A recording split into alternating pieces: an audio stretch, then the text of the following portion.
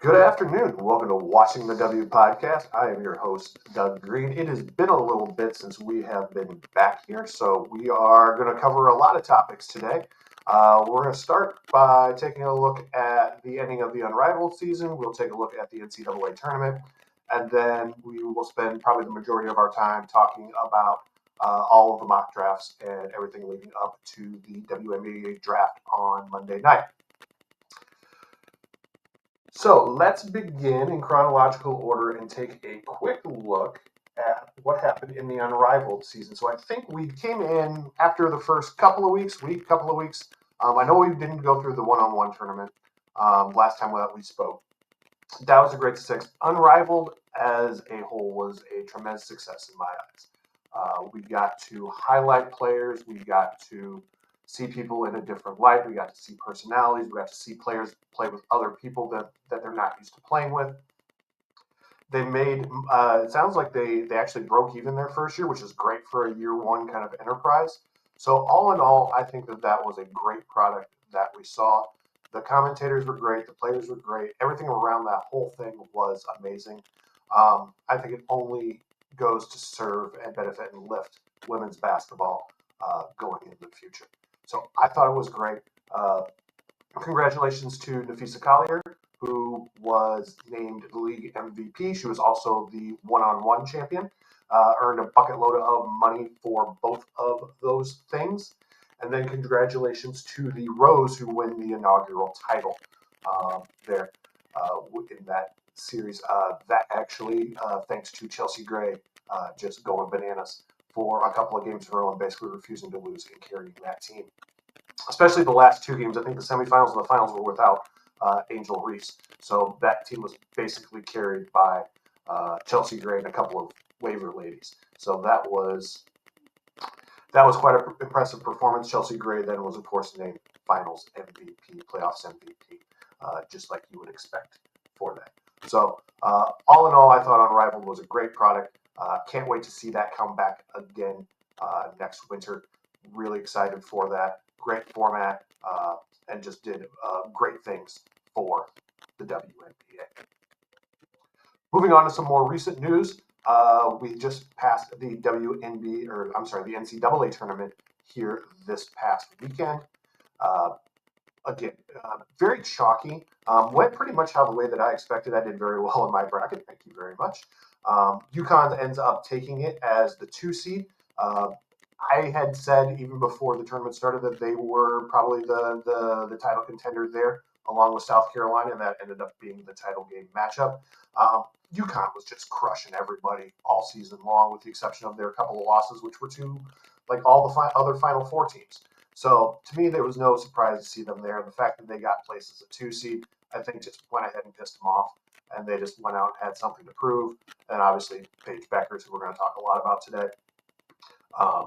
She wanted to complete her senior season, her final season at UConn with a title, and managed to go out and do that. So congratulations to the Lady Huskies going out, taking the title, burning through basically the entire other 68, 67 teams, and playing really, really well and winning that national title. We saw a lot of great performances. Again, we'll talk about some of those as we go through here. I'm not going to touch on all the transfer portal stuff. It's too messy. I'm sure there are other folks out there.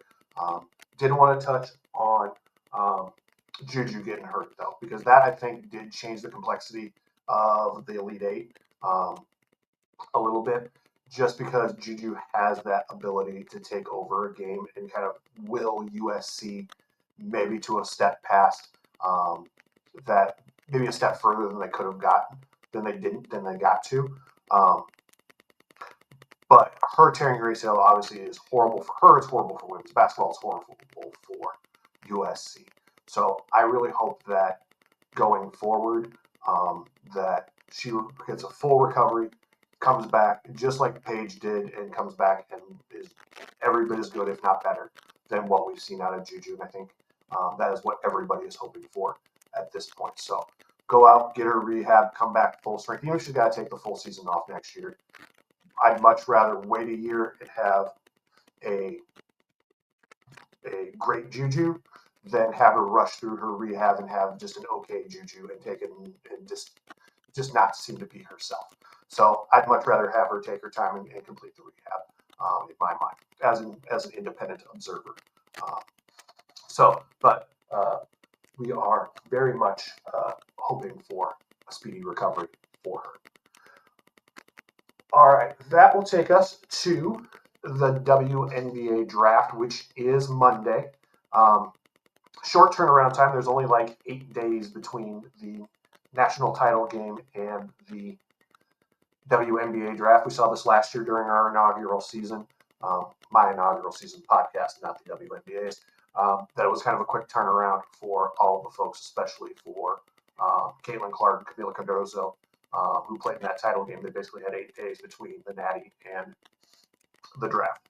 So Paige has got the same kind of situation here where she's out. She's doing media and doing interviews and all that kind of crazy stuff. So not a lot of time in there. So we're going to go over some of the popular mock drafts that I've seen. I'll give my kind of opinions on some players and some thoughts on where people land and kind of what other sites are saying throughout all this. Thankfully, this year I've got a little bit better handle on most of the names that we're going to be talking about today, at least the big names. I think last year, I didn't even know who Alyssa Keeley was. So this year, I feel a little bit much more confident in discussing some of these collegiate players coming into the league. So, like last year, we're going to start with the athletic mock draft. I feel like those folks are kind of the cream of the crop, so they're really kind of the best ones to kind of discuss. I really kind of like their opinions the most. I feel those are most in line with mine for the most part. Obviously, not everything I agree with, but we'll see kind of how it goes. But we've got some interesting things that we'll talk about, where certain people land, what has changed in here. Before we get started, we did want to talk about there were 2 major shakeups for this draft class. 2 players decided to stay in school, and that's Flau'jae Johnson and Olivia Miles. Flau'jae looks like she's staying at LSU, and then Olivia Miles went in the portal and she moved from Notre Dame to TCU. So we'll see how those 2 moves shake out for those ladies, but that did change the complexity of this draft a little bit. So across the board, excuse me while I take a quick drink.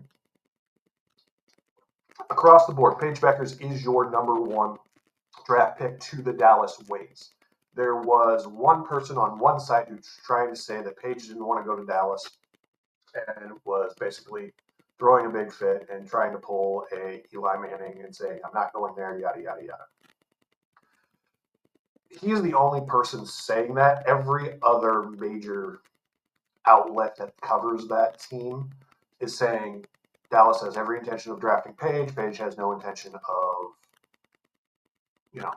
stopping that or saying that she'll sit out a year or any of that. It's all business as usual here.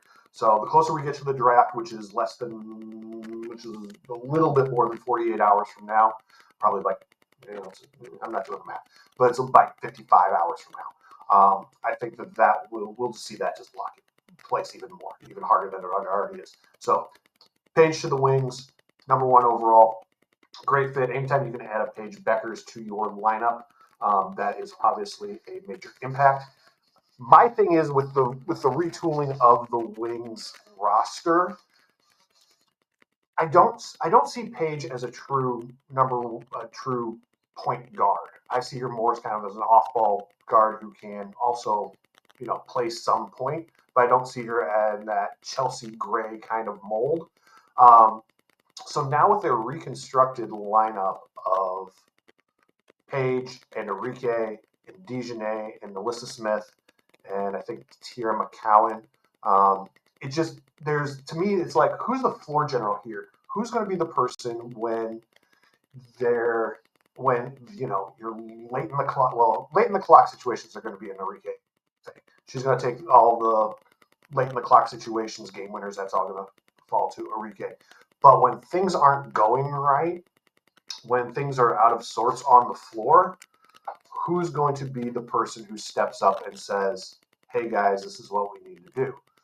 And while I think Paige is capable of that, again, I don't see her in that Chelsea Gray kind of role. And then what is a fairly veteran team looking at a rookie, saying that. So I especially the first half of the year, I'm questioning not the fit, but I want to see how it all works together, especially kind of in those rough moments. That's my question mark. Doesn't mean that it's not going to be successful. I think it will be, but definitely have. I want to see it in action before I pass any judgments on that.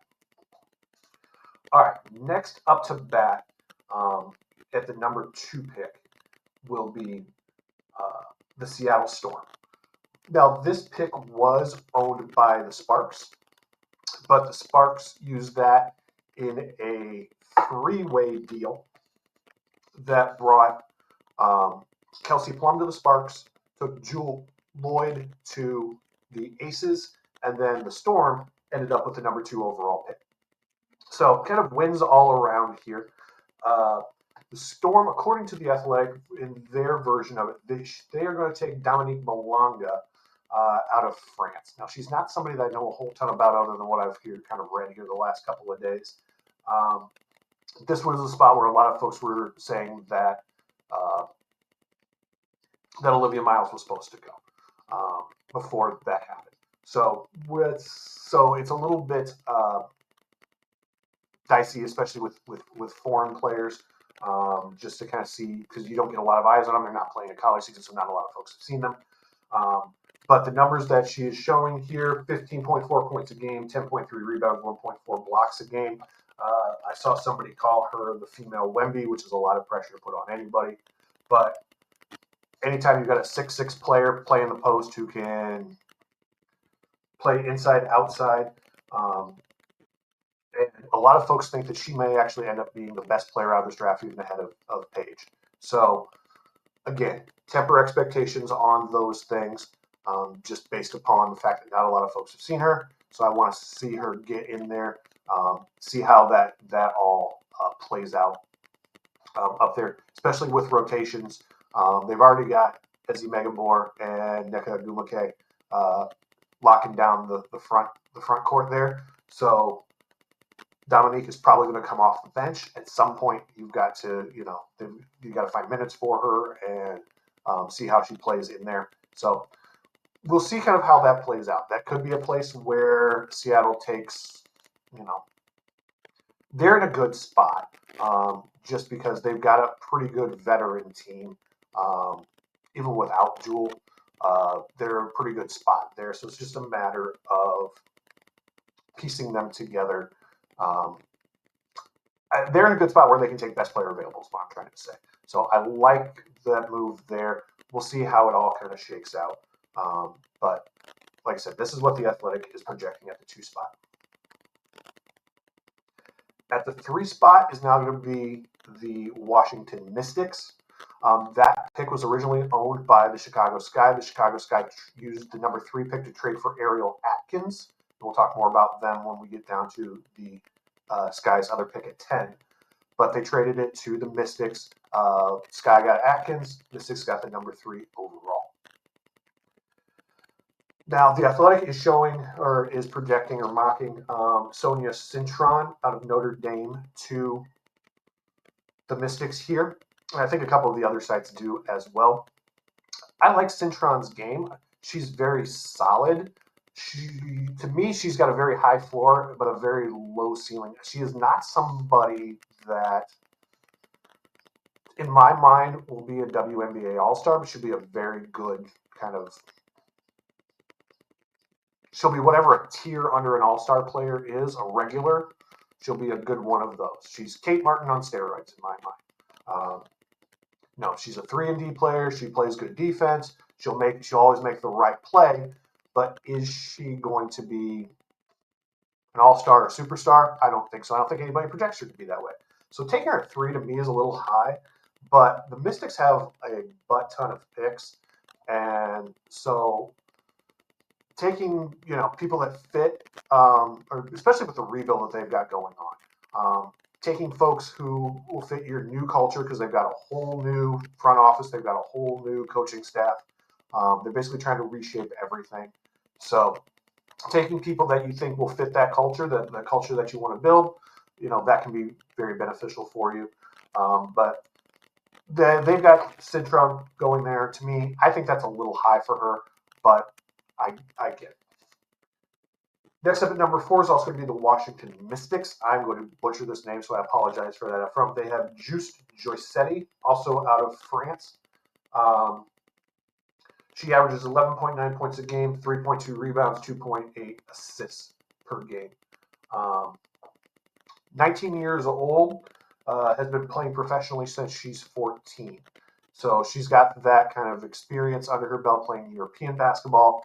Obviously, the WNBA is a different brand, but you can at least kind of see it. Basically, what they're hoping for is to hit on Leonie Fibic 2.0. Whether that'll happen or not, I don't know. The Athletic is calling this the more aggressive swing of the back-to-backs, saying Citron is more of the kind of the conservative pick, and Josetti is the more aggressive pick here. Again, don't know that much about her. Again, plays in France, so don't know a ton about her. Next up at 5 is the brand new team, the Golden State Valkyries. Now, I'm still a little fuzzy as to why they don't get the number 1 overall pick, but basically it's anything. They get the first pick outside of the lottery, which ends up being number 5. Now, we did go through and talk about their roster when they had their expansion draft. I think they've got a pretty solid team to start with. They've got Tip Hayes, they've got Kate Martin, they've got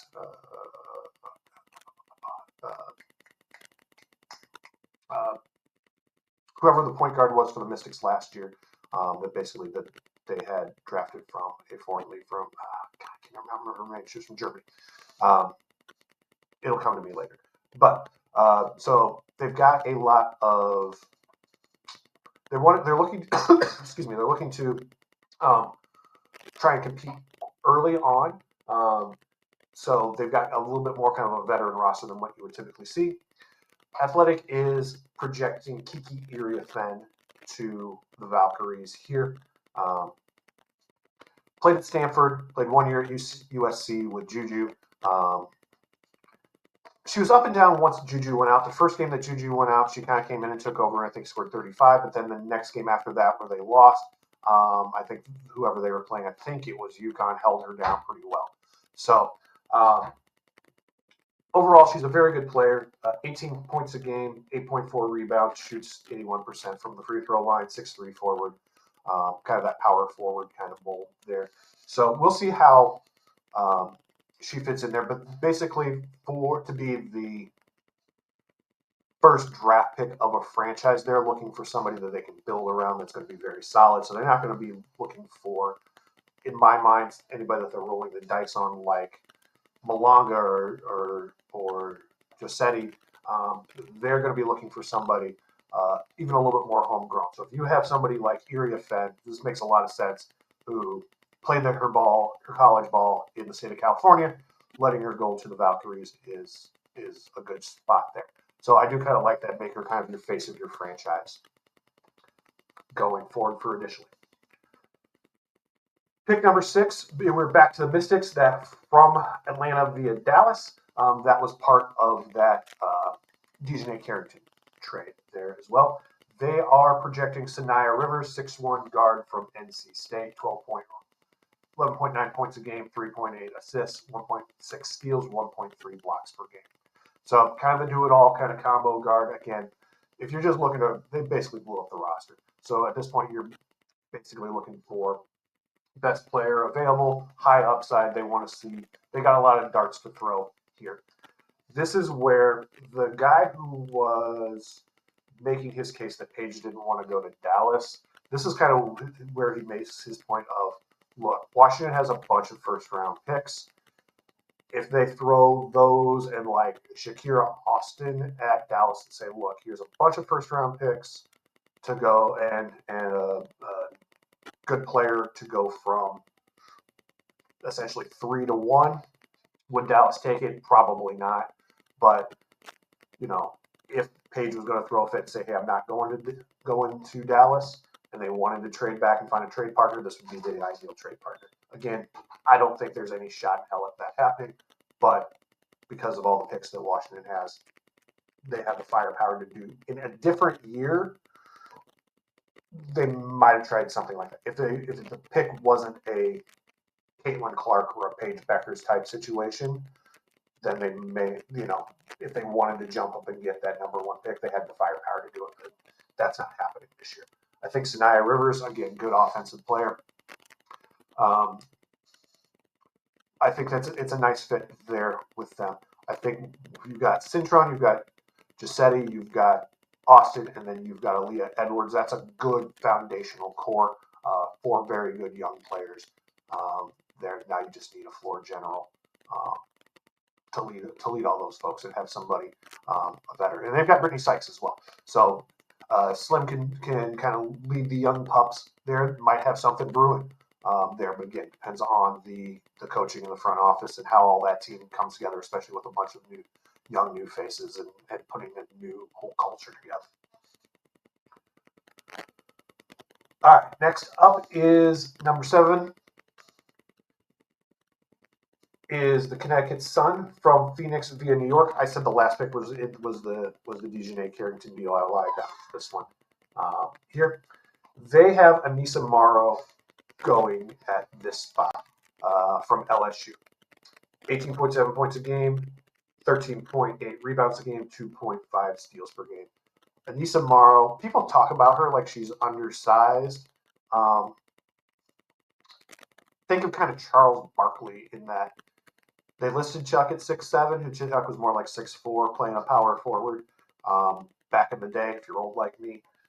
So a little bit kind of that undersized, but she is somebody who is just a motor, just plays hard all of the time, is just, she's somebody who, the Sun, who basically, again, also blew up their roster and left with basically now Marina Mabry and,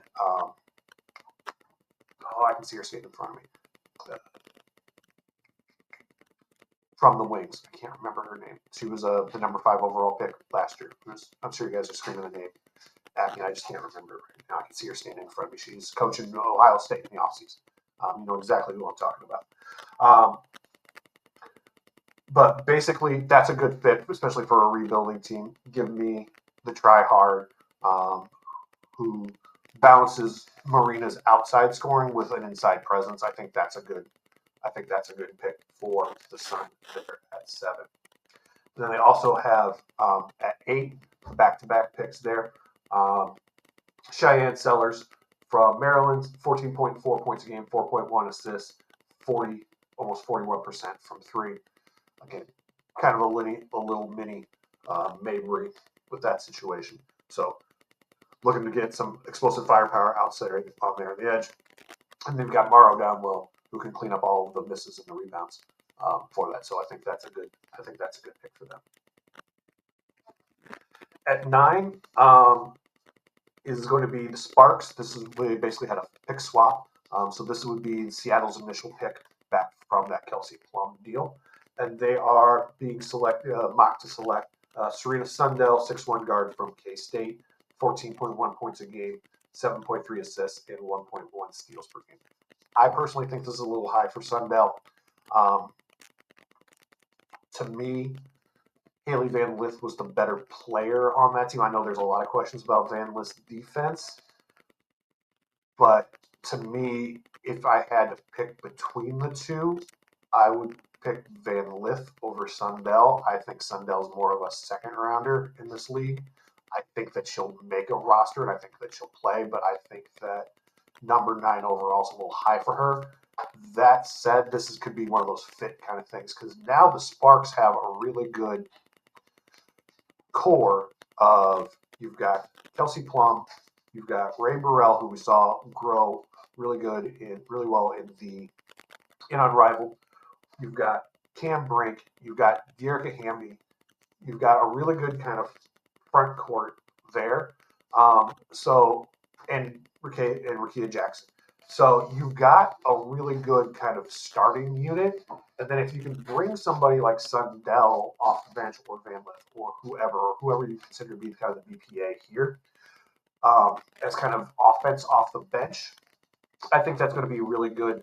Uh, I think that just to give them better depth, I think will go a long way for the Sparks with that. They have the luxury of being able to kind of pick best player available here, what they feel is the best fit for their squad. All right, now we're up to number 10 in Chicago. And their pick, and then they got this one. This is the pick that they got from Connecticut in the Marina Mabry deal. The 3 was their original pick. So I have had added some pieces here in the offseason. They've added Beck Allen. They've added Courtney Vandersloot. They've added Kia Nurse to go with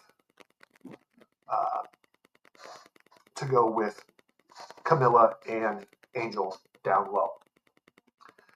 Which that in and of itself is a pretty good roster, pretty good starting 5. Now, what they should have done last year, which this mock is trying to accomplish this year, is what they don't have a young point guard. Sloot's not going to play forever. Kia Nurse is basically kind of on a 1-year deal because everybody kind of assumes that she's going to go to Toronto for the tempo. She's going to be kind of their face of their franchise since she's a Canadian and Toronto native. So I expect to only see Nurse in Chicago for a season. And then Sluty is, getting up there. She's not going to play another 5-10 years. Let's be serious. She's probably not going to play another 3. So you need to bring in a young point guard to kind of take up that guard spot. Now, the Athletic here has Takina Paopao coming in and taking that spot. Love Paopao, love her game, love her outside shooting. There are a couple of other ones, and we'll talk about them when we get there. And then basically to lead into the number 11 pick, the Lynx take Georgia Amore. I would flip those personally. I like Amore a little bit better than Paopao in terms of her style of play on the floor.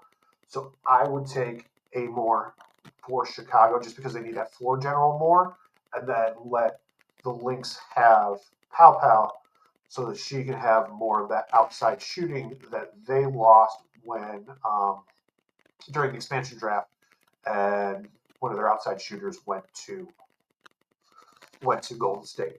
So I think I would flip those 2. I think that's a better fit both wise. If you would have told me before this guy's going to end up with Paopao, totally fine with that. I think Georgia Amore, though, is a better floor general point guard, more of a classic Chelsea Gray kind of floor general point guard. So to me, Amore's the better fit in Chicago, but we'll see how it all shakes out. Next up at 12 is the Wings again. They from the Liberty via Phoenix. They have the Athletic has mocked Rhea Marshall, 6'4" forward center from USC here. Again, size. Again, I think it's McCowan that's down there. If you want to pair her up with Melissa Smith, give yourself that 2 towers kind of going forward. I think that's a good pick there. Again, you've got Paige in this draft. Anything you're going to pick up at 12 and in the second round, you're just basically playing with house money at that point. So take your best shot here with those. So I kind of like that. There is no 13th pick in this draft. That was forfeited from the Aces, so there won't be a 13th pick in this draft. There will be 13 picks in round 2 and 3. So that is going to be, like I said, that's going to be what we saw from the Athletic. We're not going to get quite so in-depth on some of these other ones once we jump over here and look at a couple of them. But I do want to that's where I wanted to kind of start with these, because that's usually typically where I find myself.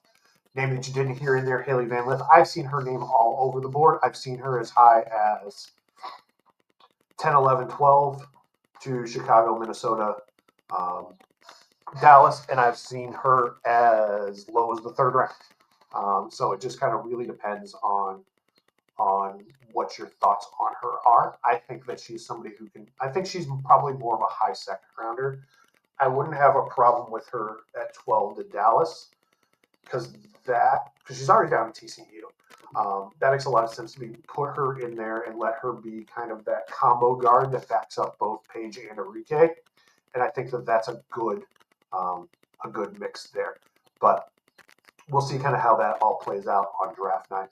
But let's jump over here. Let's take another look at a different draft. This is going to be the wbasketballblog.com. This is written by Anila Khan. She's W Hoops blogger on Threads. If you follow her, she does a really great job up there. She goes 3 rounds deep on here, but she doesn't have analysis, so it's basically just names. So we'll just kind of run through these real quick. What she's got. So obviously, number 1 overall, she's got Paige. Number 2, she's got Kiki Iriafen going to the Storm. Sonia Citron's locked in at 3 for the Mystics. She's got Haley Van Lith going to the Mystics at 4. So again, the Athletic didn't have her in the top 12 at all, and Anila's got her at number 4 overall. So there's a wide variety of opinions. And that's just the way that the WNBA is in terms of drafting, to be quite honest. If you polled 10 NFL scouts for their top 100 players, 95 of those top 100 would all be the same.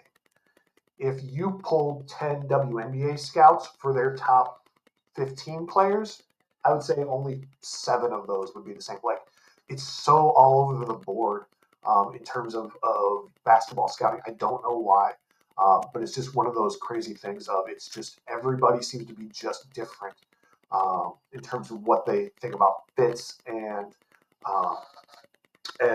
players' abilities to play in the W. So it's really kind of different. So it's really kind of interesting to see all these different mock drafts, which is why I wanted to run through these. So 4 was Van Lith here on the W Basketball blog. 5, they had Anissa Morrow going to the Valkyries. Again, a little higher than the Athletic, but again, I like that fit there. Again, Valkyries are looking for somebody that they can kind of hang their hat on. She's got the Mystics taking Malanga at 6. Amore going to the Sun at 7. I like that simply because, again, floor general, they don't really have that in Connecticut. They traded Tosh Cloud to New York. So they're without that. I think Marina would also be the first one to tell you she's not really kind of a traditional point guard. She'd much rather shoot it. So they need that floor general while they're rebuilding that team. So I think Georgia Amore would give them that. Then she's got Aja Savakov out of Slovenia at 8. Again, the European players will always throw a curveball in this. WNBA doesn't seem to be as enamored with European players the way that the men's NBA is. So interesting to see some Sivka there.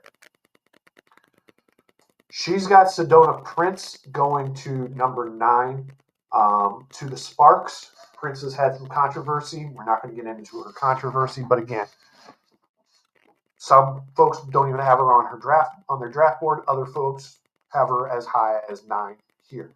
So it really just kind of depends on what you think in terms of Prince's game. She did not look good in the NCAA tournament. And then she has some off-court issues. Again, we're not going to discuss those today. But, it's really kind of pick your flavor there with that. 10 with the Sky, she's got Pow Pow. 11 with the Lynx, Cheyenne Sellers, and then rounds out the first round of the Wings with Isaiah James from NC State, the scorer from there. So, again, I like that fit. Again, to give you the ability to back up both Paige and Enrique. Like I said, she does do 3 rounds here in the second round. She's going to first pick in the second round belongs to the Aces. That's good. She's got Serena Sundell going to there. Second overall pick is the Dallas Wings. That's going to be Leah King from Notre Dame. The Lynx will pick at 3. That is Anastasia Kuso out of Russia. Then she's got The Sky at number 4 in the second round was Sanaya Rivers out of NC State. Valkyries picking 5th with Michaela Thompson out of Florida State. The Dream at number 6, JJ Quinterly out of West Virginia. The Fever at 7, Taylor Jones from Texas. 8, Indiana Fever, Sarah Ashley Barker from Alabama. Barker actually got the invite to attend the draft, which probably means that she's going to be a little bit higher than second round, I would think. But just the fact that she had that big tournament showing, got a bit of a blow up, gets her pushed up the board there. But I feel like second round is good for her. Taylor Jones is somebody that I would like a lot. I would actually expect her to be a little bit higher. I think just that big body presence, just those classic centers, I would think that she would be somebody. She did not get the invitation, but I could see her going early second round. I like, if you're looking for a big post, she's somebody that I think would play really well there. Again, if the Wings don't take, a big post at 12, they can certainly take one there at essentially 14, and basically have, again, the Twin Towers down there with Melissa Smith if they chose. All right, at number 9 in the second round is the Sparks. She's got Lucy Olson from Iowa. Obviously, I'm here in Hawkeye country, see a lot of Lucy Olson play. I think Lucy Olson is a pro. I do think that she is going to be somebody who will make a roster. She will get drafted. She will make a roster. I think LA would be a really good fit for her. Let her go out there and play behind Kelsey Plum and Ray Burrell, and just kind of give them that pure kind of shooter that will help balance off, especially with the two bigs of Dearica and Cam. I think that's going to I think that'd be a really kind of nice balance off the bench. At 10 picks, the Sky, Alyssa Utsby from North Carolina. 11 is the Mystics, Deania Gaston from Auburn. 12, Minnesota Lynx, Janiyah Barker, doesn't have a team next to her. And then for the 13th pick in the second round, Anila has Juste Josetti out of Lithuania. So again, we saw the Athletic have Josetti at 4, and then here Anila's got her all the way at 25. So a lot of back and forth with these. Jumping into the third round, first overall pick is the Storm in the third round. They've got Harmony Turner out of Harvard. The Wings are at number 2, Diamond Johnson, Norfolk State. Third pick would be the Sparks, Alexis Markowski out of Nebraska. Fourth pick, Seattle Storm, Aaronette Vonleh from Baylor. I think that's a little low for her. I could see her somewhere in the second round, just push up a little bit higher, but that's just me. Number 5 is the Valkyries, Madison Connor out of TCU. The Wings, Zay Green out of Alabama. The Mystics are at 7 with Aaliyah Nye out of Alabama. The Fever are at third round pick 8 with Madison Scott, Ole Miss. 9 is the Storm, Kendall Bostic out of Illinois. 10 is the Aces, Maddie Westbeld from Notre Dame. 11 is the Dream, Kiera Wheeler from Norfolk State. 12 is Minnesota Lynx, Sanaya Fagan from South Carolina. And then 13th is the Liberty. I think with their only pick in the draft, Kayla Cooper out of University of Albany. I think Sanaya Fagan will go higher than third 12. Again, see somebody I can see in the second round, maybe early third, depending upon if the WNBA execs like those European players and pushes some of those other folks down, then maybe Fagan goes third round, higher third round in my mind there. But I see her maybe kind of a more second half of the second round type player. But we'll see how the execs think of that. All right, I know we're babbling a lot of names. We're going to just kind of hit up the next of these. The next up is the Winsider here. And what these guys do is these are a team that writes this particular mock draft. And basically they play GM. So the Dallas Wings GM is Melissa Triebwasser. The Storm GM will be Emma Waitman. The Mystics GM is Michael Waterloo. The Valkyries GM will be Jamari Bowles. The Connecticut Sun will be drafted by Antonia Parison. The Sparks by Kevin Forch. The Chicago Sky, Ian Carter Hamilton. The Lynx, Michael Hansen. So those are going to be who's doing the picking for the teams in this kind of draft. Again, they're playing GM and saying, okay, who's on the board and why are they, and why am I picking these folks? So again, we'll run through them. We're not going to run through their reasonings unless I see something in here that's really crazy. But again, starting Wings number 1 over top, and again, just first round for this. Beckers at 1 to the Wings. They have Malonga going 2 to the Storm. They have Cintron going 3 to the Mystics. And then Iria Fed going 4 to the Mystics, which then pushes Anissa Morrow 5 to the Valkyries. 6 is Cheyenne Sellers out of Maryland. 7 will be Sivka from Slovenia. Again, see, big difference in these, in how people are viewing folks. 8 is Josetti from Lithuania for the Sun. 9 for the Sparks is Sarah Ashley Barker out of Alabama. Again, see, and Barker was second somebody not on the athletic list, and here she is at 9 for the Windsider. So again, very much all over the board in terms of how folks are valuing different players. Windsider has the Sky picking Georgia Amore. Again, I like this here. I think that she's the better fit for Chicago. And then they have Pow Pow going to the Lynx 11. That's kind of the way that I like seeing that playing out. Again, as a Sky fan, that would be my preference. Again, if they walk out the door with Tahina Pow Pow, I am not complaining at all. And then they have Haley Van Lith going 12th.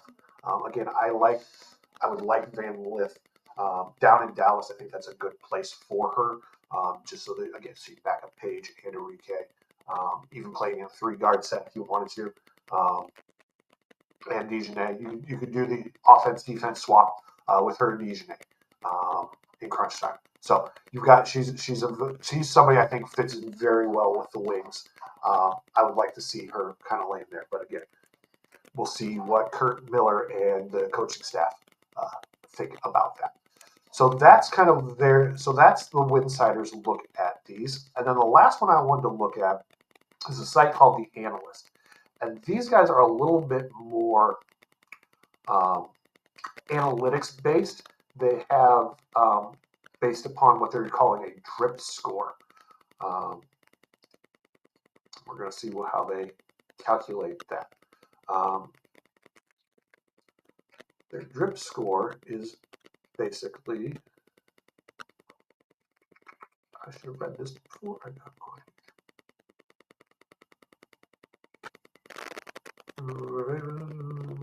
It's basically like wins above replacement in baseball. Is essentially what the drip score is. So what I'm going to do is I'm going to actually share this page because it is, so you can kind of see what their thoughts are. If you're listening on audio, I apologize, but we are going to look at kind of how they are ranking these. I'll read them off for you, but I think visually it looks a little bit easier to see it kind of here on the screen.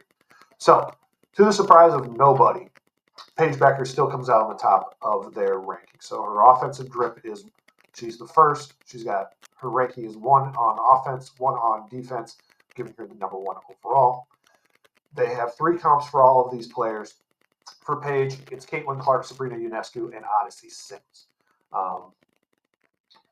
If her floor is Odyssey Sims, I think they're going to be very, very happy. Obviously, you get somebody like a Caitlin or a Sabrina. Just having those kind of names, it really kind of shows you kind of Paige's superstar power there. Their second best